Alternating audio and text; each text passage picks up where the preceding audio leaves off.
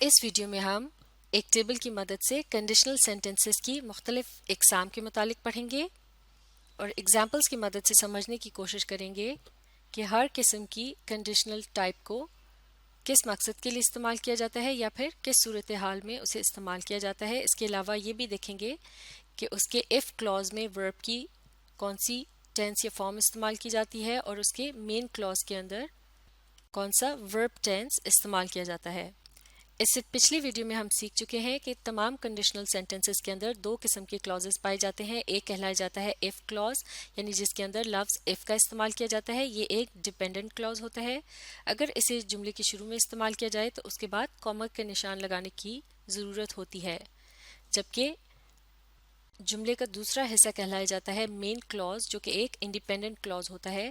اگر مین کلاز کو جملے کے شروع میں استعمال کیا جائے تو پھر کاما کے نشان کی ضرورت نہیں ہوتی، اور اف کلاز اور مین کلاز کو آپس میں یعنی ان کی جگہوں کو آپس میں تبدیل بھی کیا جا سکتا ہے، یعنی یہ بولنے یا لکھنے والے پر منحصر ہوتا ہے، یعنی اس کی مرضی ہوتی ہے کہ وہ ان دونوں کلازز میں سے کس کو جملے کے اندر پہلے استعمال کرنا چاہتا ہے۔ تو چلیے اب ایک ایک کر کے کنڈیشنل سینٹنسز کی ٹائپس کے متعلق پڑھتے ہیں۔ پہلی ٹائپ کہلائی جاتی ہے زیرو کنڈیشنل، اور اس کا یوزیج کیا ہوتا ہے، یعنی اسے کب استعمال کیا جاتا ہے۔ اس قسم کے جملے کو جنرل ٹروتس کے متعلق بتانے کے لیے استعمال کیا جاتا ہے، یعنی اس قسم کے جملے کسی عمومی حقیقت کے متعلق بتاتے ہیں۔ مثال کے طور پر اگر برف کو گرم کیا جائے تو وہ پگھل جاتی ہے، یا پھر جب بارش ہوتی ہے تو گھاس بھیگ جاتی ہے۔ تو زیرو کنڈیشنل طرز کے جملوں کے اندر اف کلاز میں جو ورب ٹینس استعمال کیا جاتا ہے وہ ہوتا ہے سمپل پریزنٹ، جبکہ مین کلاز کے اندر جو ورب ٹینس استعمال کیا جاتا ہے وہ بھی سمپل پریزنٹ ہی کی فارم میں ہوتا ہے۔ ورب فارمز اور ٹینسز کے متعلق تفصیل سے سمجھنے کے لیے ٹینسز پر بنائی جانے والی ویڈیوز کو دیکھنا بہت ضروری ہے، اور اس کے بعد کنڈیشنل سینٹنسز والی ویڈیو کو دیکھنا چاہیے تاکہ کنڈیشنل سینٹنسز کو آسانی سے سمجھا جا سکے۔ تو اس طرح سے ایک زیرو ٹائپ کے جو کنڈیشنل ہے اس کے اندر دونوں ہی کلازز میں جو ورب فارم استعمال کی جاتی ہے وہ سمپل پریزنٹ کی فارم میں ہوتی ہے۔ جیسے کہ اس سے پچھلی ویڈیو میں ہم نے مختلف ایگزامپلس کو ڈسکس کیا تھا، ان میں سب سے پہلی ایگزامپل جو ہے یہ ایک زیرو کنڈیشنل ہے، کیونکہ اس میں جنرل ٹروتھ کے متعلق بات کی گئی ہے اور اس کے دونوں ہی کلازز کے اندر وربز جو ہیں وہ اپنے سمپل پریزنٹ فارم میں موجود ہیں۔ جیسے کہ یہاں آپ دیکھ سکتے ہیں لفظ رینز، لفظ گیٹس یا پھر گیٹ، اور ہم نے پچھلی ویڈیو میں یہ بھی ڈسکس کیا تھا کہ سبجیکٹ ورب اگریمنٹ کے تحت پلورل الفاظ یا وہ لفظ جو کہ سبجیکٹ کے طور پر استعمال ہوتے ہیں اور وہ پلورل ہوتے ہیں یعنی تعداد میں ایک سے زیادہ ہوتے ہیں، تو ان کے ساتھ ورب کی بیسک فارم کا استعمال کیا جاتا ہے، لیکن جملے کا جو ٹینس ہے یا جملے کے اس حصے کا جو ٹینس ہے وہ سمپل پریزنٹ ہی کہلایا جاتا ہے۔ لیکن اگر کوئی سنگولر لفظ سبجیکٹ کے طور پر استعمال کیا جا رہا ہو، یعنی کوئی چیز یا شخص جو کہ تعداد میں صرف ایک ہو، تو اس کے ساتھ ورب کی جو فارم استعمال کی جاتی ہے وہ سمپل پریزنٹ ہوتی ہے۔ تو اس طرح سے جملے کے اس حصے کا بھی جو ٹینس ہے وہ سمپل پریزنٹ کہلایا جاتا ہے۔ تو اس طرح سے یہ جملہ کیا ہو گیا، یہ ہے زیرو کنڈیشنل۔ اب پڑھتے ہیں ٹائپ 1 کنڈیشنل کے متعلق۔ اس کا یوزیج کیا ہوتا ہے، a possible condition and its probable result، یعنی ایک ایسی صورتحال جس کا خاصا امکان ہو کہ ایسا ہو جائے گا اور اس کا نتیجہ بھی خاصا یقینی ہو، یعنی اگر ایسا ہوا تو یقیناً اس کے نتیجے میں ویسا ہوگا، یعنی یہ ایک ایسی صورتحال ہے جو کہ ابھی ہوئی نہیں ہے لیکن اس کے ہونے کے کافی چانسز ہیں کہ ایسا ہو جائے گا۔ تو اس قسم کی صورتحال کے متعلق جب جملہ بنایا جاتا ہے اور اس کے اندر لفظ اف کا بھی استعمال کیا جاتا ہے، تو اس کے اف کلاز میں جو ورب ٹینس استعمال کیا جاتا ہے وہ سمپل پریزنٹ کی فارم میں ہوتا ہے۔ ورب کی سمپل پریزنٹ فارم جو کہ کسی واحد شخص یا چیز کے ساتھ استعمال کی جاتی ہے اسے بنانا بہت آسان ہوتا ہے۔ ورب کی بیسک فارم کے آخر میں لیٹر ایس کا اضافہ کیا جاتا ہے، جیسے کہ رین سے رینز اور گیٹ سے گیٹس۔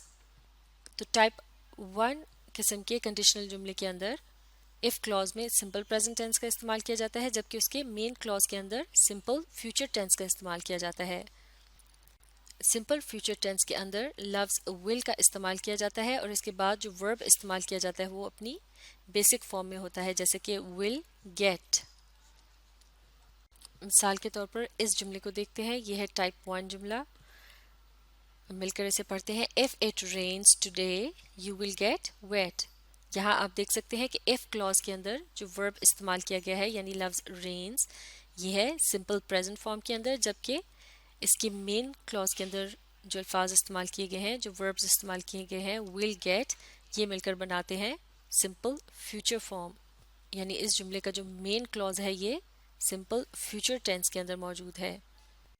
اور اس جملے کو کس صورتحال میں استعمال کیا جا رہا ہے؟ ایک ایسی صورتحال میں جو کہ ابھی ہوئی نہیں ہے لیکن اس کے بارے میں خاصا یقین ہے کہ ایسا ہو جائے گا. جیسے کہ ہم نے ڈسکس کیا تھا کہ ایک شخص پیدل سفر کر رہا ہے اور اس کے پاس چھتری نہیں ہے اور بارش ہونے کا خاصا امکان ہے، تو اس کے متعلق کہا جا سکتا ہے کہ اگر آج بارش ہوئی تو تم بھیگ جاؤ گے.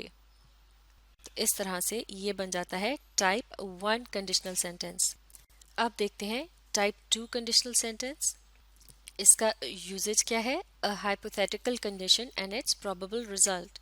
hypothetical کا مطلب ہم پہلے ہی پچھلی ویڈیو میں ڈسکس کر چکے ہیں. اس سے مراد ہے unreal، یعنی ایک ایسی صورتحال جو کہ ہوئی نہ ہو اور اس کے بارے میں اندازہ لگایا جا رہا ہو کہ اگر ایسا ہوا ہوتا تو نتیجتاً ایسا ہوتا.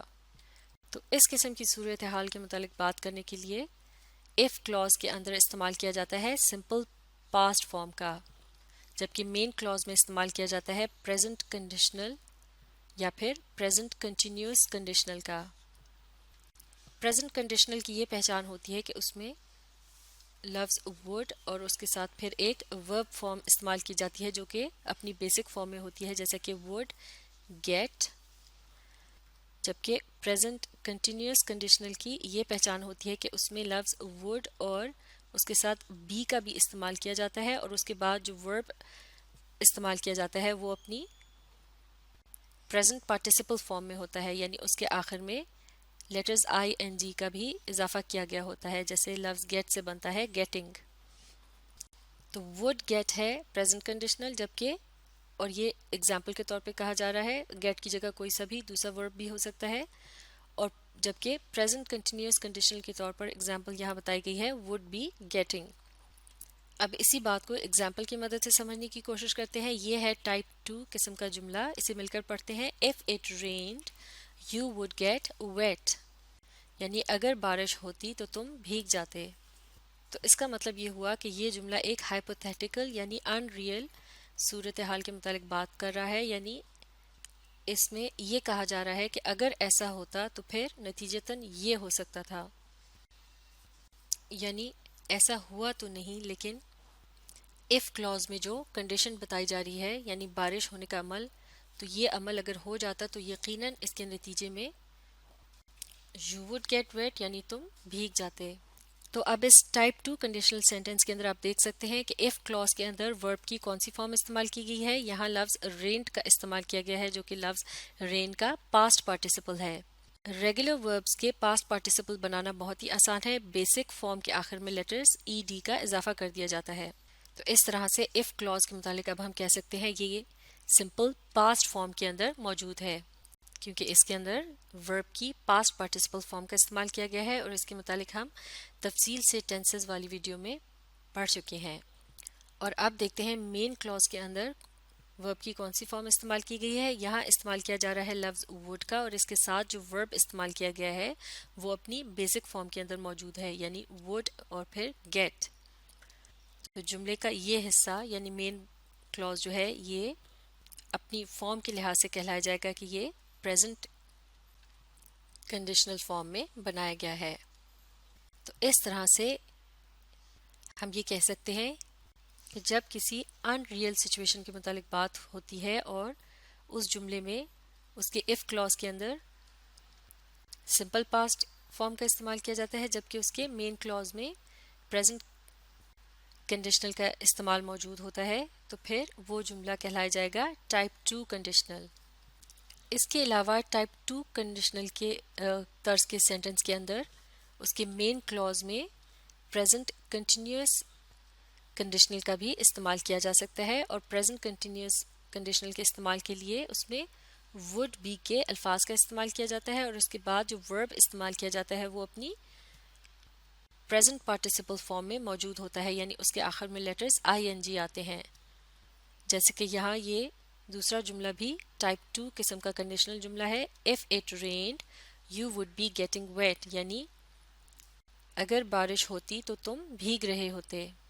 تو جیسے کہ ٹینسز والی ویڈیو میں بھی ہم نے سیکھا تھا کہ جب پریزنٹ پارٹیسپل کا استعمال کیا جاتا ہے تو اس کا اشارہ کسی کنٹینیوس یعنی جاری رہنے والے عمل کے متعلق ہوتا ہے. تو اس طرح سے اب ہم یہ کہہ سکتے ہیں کہ ٹائپ 2 کنڈیشنل سینٹنسز میں اس کی مین کلوز کے اندر یا تو پریزنٹ کنڈیشنل یا پھر پریزنٹ کنٹینیوس کنڈیشنل کا استعمال کیا جا سکتا ہے، جبکہ اس کے if کلوز میں ہمیشہ سمپل پاسٹ فارم کا ہی استعمال کیا جاتا ہے. تو یہ تھیں کنڈیشنل سینٹنسز کی پہلی 3 اقسام جو کہ کہلائی جاتی ہیں زیرو کنڈیشنل، ٹائپ 1 کنڈیشنل اور ٹائپ 2 کنڈیشنل. اب ہم باقی کی 2 اقسام جو ہیں یعنی ٹائپ 3 کنڈیشنل اور مکس ٹائپ کنڈیشنل ان کے متعلق اگلی ویڈیو میں پڑھیں گے.